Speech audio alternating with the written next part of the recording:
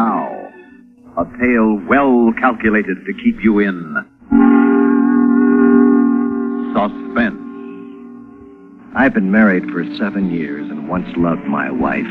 Loved her as no man ever loved a woman. And now, I hate her. I hate her so intensely I tremble at the sight of her. Listen now to Act One of Till Death Do Us Part, starring Sam Gray, and written especially for Suspense by Ben Kagan.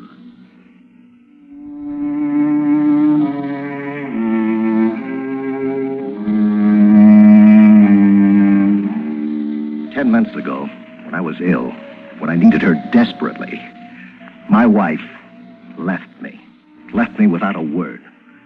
And then 2 months later, she came back without apology, without remorse, as if nothing had happened between us. But then I needed her no longer. But she came back to stay. And stay she did, despite my anger, despite my hate. Paul, I'm sorry. Truly I am. I'll never leave you again, I promise. Come back to me as I've come back to you. But instead of dissipating my anger, she only made it more intense. Instead of abating my hate, she only made it grow. Her sudden meekness, her vaporish appearance, they only served to irritate me. But even more exasperating was the look of gentle reproach which always seemed to linger in her resentful, horrible eyes. I had a peculiar, terrifying sensation that she could anticipate my every thought, and misjudging my hate as a sign of weakness, she pitied me. Pitied me. As if I needed pity. As if I couldn't live without her. Paul, why don't you eat, Paul? I'm not hungry. But you've hardly touched your dinner. I'm not hungry, I tell you. You can't go on like this, not eating, not taking care of yourself. Paul, I'm worried about you. Oh, now you're worried about me. Now, when all is over between us. When it's too late. All right, Paul. I won't argue the point. Only don't be angry with me. There's really no reason to be angry. No reason to be angry. Her pretense, her shameless pretense that nothing had happened. That she had never deserted me. For long, endless hours, we sat facing each other across the room with hardly any conversation to break the periods of dreary, oppressive silence. Vainly, I tried to bury myself in the newspaper, read a book, listen to the radio. It was useless. I knew that her eyes, her damn piercing eyes, followed every motion of my hand, the slightest movement of my body, probing, digging into my brain. Gradually, the months went by. Our relationship remained unchanged. A vague, dull fear began to possess me. It grew into an gnawing sense of impending disaster. Whenever she spoke, Paul, I felt the walls were closing in about me, crushing me. Whenever she looked at me, Paul, it's time to go to bed. I felt the room was getting smaller, darker. And in the darkness, her eyes were riveted upon me, blazing, probing, menacing. I was trapped, hopelessly trapped. Doomed for the rest of my life to spend my nights in terror, my days in hate. Too late. Too late to do anything about it. Too late to seek out help, to run away. But was it? If she were out of the way, if she should suddenly die, if I killed her... I don't know when the thought first occurred to me, but once there, it grew until it became an obsession which dominated every rational waking moment of my existence.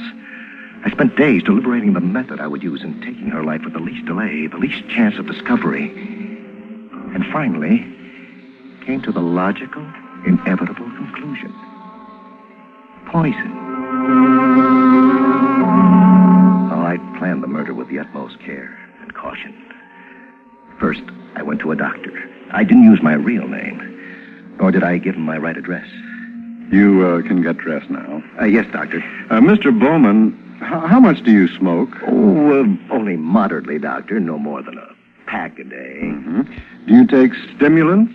Stimulants? Liquor?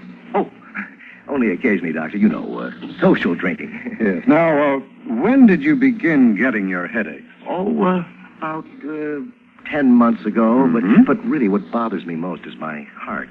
That rushing sensation. Well, you have a functional murmur, Mr. Bowman. Nothing serious. As far as I can determine, there's nothing organically wrong with you. The spastic condition of your stomach, your recurring headaches and palpitations are merely manifestations of a nervous strain. Now, I can prescribe tranquilizers, of course, but frankly, I'd suggest that you... Yes? Can you take a look at the EKG, Doctor? One of the leads isn't working. All right. Excuse me, Mr. Bowman. I'll only be a moment. Oh, that's all right, Doctor. Take your time. I'm in no special hurry. I had been waiting for just such a moment. To be alone in a doctor's office within easy reach of blank prescriptions. The prescription pad lay on the table right at my elbow. I tore off a batch of blanks and stuffed them into my pocket. The rest was relatively easy. A reference book in the library, bad handwriting, then the pharmacy, in a section of the town where I was not known and could not be identified.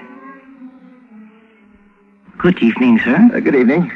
I'd like to have this prescription filled. Can you do it right away? I'm rather in a hurry. Surely. If you'll have a seat, This prescription is for you. Naturally. Why do you ask? It calls for 30 capsules of morphine sulfate. Was it 30? I didn't know. Yes.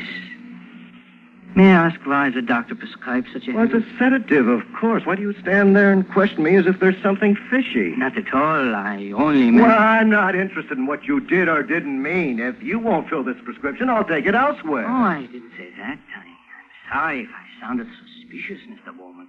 But we must be careful, you know. The law is very strict about this. Morphine sulfate is a sedative, as you say, but it can also act as a poison if used excessively. I didn't know that. Oh, yes. Some people would go to any lengths to get hold of some poison. Oh, I see. Well, then I don't blame you in the least. I'm sorry I lost my temper. You're only doing your job. Exactly. I'm glad you understand, Mr. Bowman. Oh, I do. I understand perfectly. A man in your position has a great responsibility, not only to himself, but more importantly to the general public. That's right. I'll fill this for you right away. You wanted to wait for it, as I remember it, Mr. Bowman? Yes. I'll wait. At last I had it. Now, during the course of the evening, perhaps while she was in the kitchen, all I had to do was slip the poison into her food. Maybe in her wine. We always drank wine with dinner. And then she'd drink it to the last drop. And I would be free. Free and not afraid anymore. That same evening, as I was approaching the home, I ran into the janitor. He was a decent sort of old man, except for one failing. He talked too much. As usual, he inquired about my health. Good evening, Mr. Vassell. How are you feeling? Oh, fine, thank you. That's good. Glad to hear it. Sure, I'm glad you're feeling okay, Mr. Vassell. If you ever need anything, just let me know. Yes, I will. Now, if you'll excuse me, I must go up. I can't stay here all night, you know. I have other things to do besides... I'm sorry. I didn't mean to be rude, but you see, I'm not myself today. My wife... What about your wife? She's very ill. Oh, is she? Yes. That's why I'm in a hurry. She needs me. Oh, sure. I understand, Mr. Vassell. I know how these things are. I could feel the pulsations of my heart in every fiber of my body as I climbed the 3 flights of stairs to our apartment on the top floor. And I could feel and hear nothing else when I saw her standing there. Hello, Paul. I've been waiting for you. You have? Why? Well, dinner will be ready soon, and you know what? I've prepared your favorite dish, chicken cacciatore. Oh, thank you. Thank you, my dear. That was very thoughtful of you. You won't forget the wine, will you? Wine? No, of course not. We always drink wine with dinner. She hadn't forgotten the wine. Now, I had to act quickly, carefully. The poison was in my pocket. As soon as she stepped out of the room, I pulled out the brown bottle, unscrewed the top, emptied the capsules, and poured the contents into her glass. The entire process took no more than 10 seconds. I stirred the wine thoroughly to make sure all the capsules had dissolved, and then sat down and ate my dinner. Will you have some more pie, dear? No, I've had enough. Why don't you drink your wine? I will. Well, drink it now. I will, Paul. I've never seen you so concerned over me. Not in a long time, not since I went Stop away. talking and drink your wine. All right, dear. It tastes sort of bitter. Oh, nonsense. It's only your imagination. Now stop acting silly. Drink it. But I don't want any more, Paul, really. Will you do as I say? Will you drink that wine? All right, Paul. If you really want me to. There's no reason to be angry. There. Are you satisfied? I was more than satisfied. At last, a few more moments and she'd be dead. But those moments came and went, and nothing happened. She continued talking in the same melancholy, solicitous tone. It was enough to drive a man insane. 10, 15 minutes. They seemed longer than a year, and nothing happened. The poison didn't work.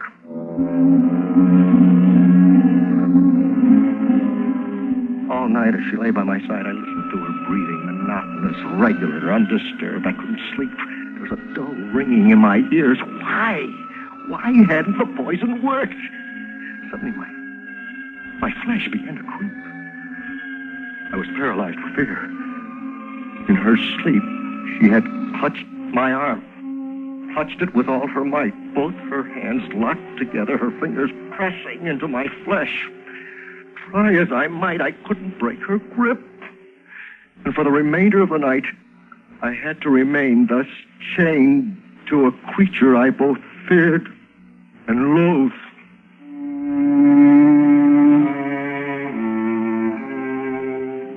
I deliberately came home later than usual the following evening, hoping to avoid meeting the janitor.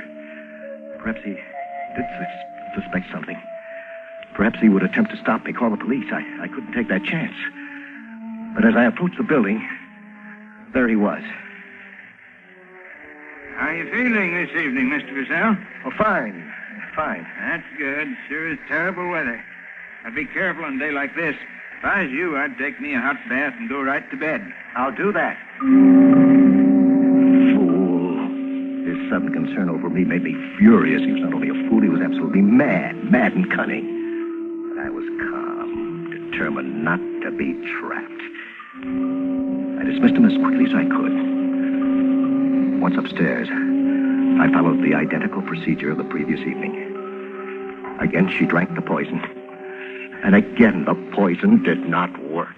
Paul, you're hurting me. What are you doing? I must know.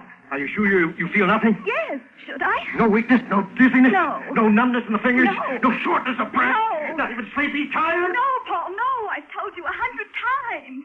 Why do you ask? What do you want to know? It can't be. It is impossible. Where have I failed? The following night, I filled her glass with poison. And the next night, I gave her still more. I gave her doses large enough to kill 100 people. I experimented with different, more deadly poisons, mixing strychnine sulfate, arsenic trioxide, opium, and Fowler solution in tremendous quantities. She drank dose after dose. I followed her around the room, watching for the tiniest symptoms. The results were always negative. The poison just did not work. This constant frustration of my plan began to undermine my health. My nerves were completely shattered.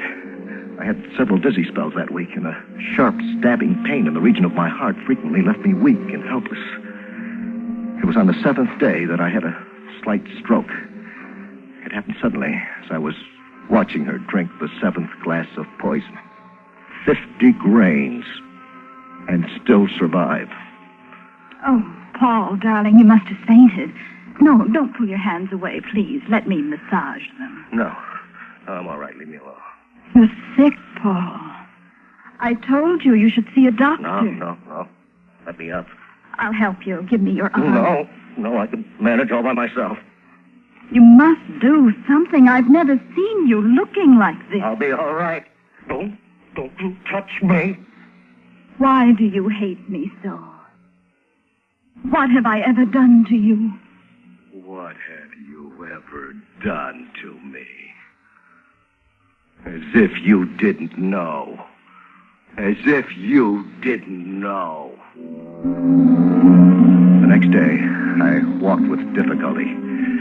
My prescription blanks were all used up, but I was comforted by one thought. Upstairs, in my trunk, I had hidden the largest, most lethal dose of all. It had to work. I was determined that it should. Good evening, Mr. Purcell. I thought you'd never come home. I've been waiting for you for over an hour. Why? I have a message for you. Message? The police were here looking for you. Police? Yeah, they wanted to question you. So the police were after me. There could be only one reason. My prescription blanks had been traced.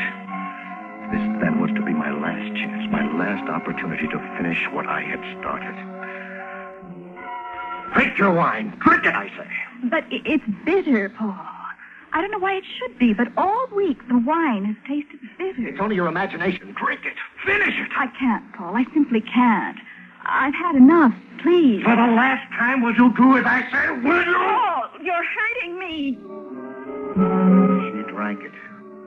The eighth, the last, the largest dose. She drained the glass and smiled in her usual furtive manner and remained alive. I feel fine. I don't understand, Paul. Why do you keep asking me all the time? And always after I've finished drinking my wine. My head was pounding. I couldn't control my thoughts. Perhaps I've been deluding myself all along. Perhaps it wasn't poison at all that I've been feeding her. Perhaps all the druggists had suspected my motive and substituted some harmless ingredients and then notified the police. They'd all questioned me closely about the prescriptions. That would explain it. All those drugs were harmless. That would be the only logical explanation. I was determined to find out. I had to know. In my fury and desperation, I did not stop to consider the consequences. I poured 5 grains into a glass and then swallowed the contents. For a while, I felt no symptoms, and I had a mixed sensation of disappointment and relief. But suddenly, my throat was tight and spastic. I was bathed in cold sweat. My vision was blurred. I knew that I was dying. The irony of the situation nearly drove me insane. She, whom I had attempted to kill, was still alive, and I was going to die. No, I won't let her live. It's still not too late. If I can just crawl to the kitchen, the axe behind the stove, one well-aimed blow. It took a great deal of pain and effort, but at last I had it. It was heavy, sharp. Slowly, trying not to breathe, I crept behind her, closer, until I came within striking distance. Now I would even the score. I would die in peace, knowing that she, too, was dead. I lifted the axe and brought it crashing down upon her head.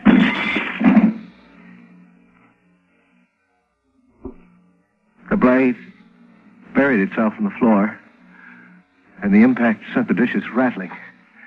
And then a dull, ghastly silence. I was too weak to rise. She's dead, I thought. At long last, she's dead. My relief was momentary. As I opened my eyes for the last time, I saw her standing over me. Her face distorted. Her body rigid, tense, and unscathed. And as I lay there, dying, her eyes, her resentful, horrible eyes, were probing, searching, reproaching. I'm sorry for you, Paul. Very sorry. But perhaps it's better this way. If you must know, this is what I really wanted you to do all along. I planned it this way from the beginning. You know that now, don't you, Paul? You know that now, don't you? That's it, officer. Up ahead. Apartment 3B. Okay.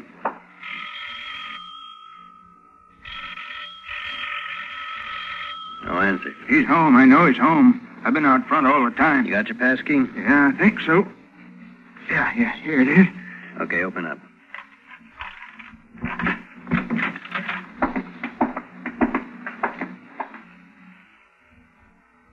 Is that Purcell? Yeah, that's him. I guess we got here too late. I was afraid he was up to something like that. You think it was poison? Can't tell till the medical examiner gets here. He's been raiding every drugstore in town. Poor Mr. Purcell. He was such a nice man. Up until about 10 months ago, then he went off his rocker. Why do you think he did it? You got any ideas? On account of his wife, I guess. They were the most devoted couple you ever saw. Crazy about each other. Like they just met. Well, where is she? His wife, I mean. We'll have to question her. His wife? Oh, she's dead. She died 10 months ago from childbirth. Both she and the kid. And you know something? From that day on, he was never the same. Kept blaming himself. Kept imagining things. Kept imagining she was still alive. Well, he was batty, all right. What, enough poison in the last week to kill an army? Poor fella.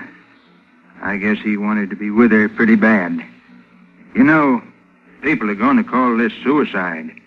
But me, I'd call it sort of a reunion.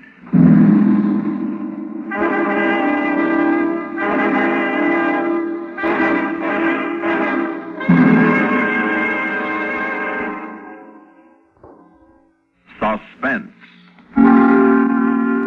You've been listening to Till Death Do Us Part, starring Sam Gray and written especially for Suspense by Ben Kagan. Suspense is produced and directed by Bruno Zerato Jr., music supervision by Ethel Huber. Featured in tonight's story were Elaine Rost, Jim Bowles, Carl Frank, Herb Duncan, Bill Lipton, and Barbara Cassar. Listen again next week when we return with The Imposters, written by Peter Fernandez. Another tale well calculated to keep you in suspense.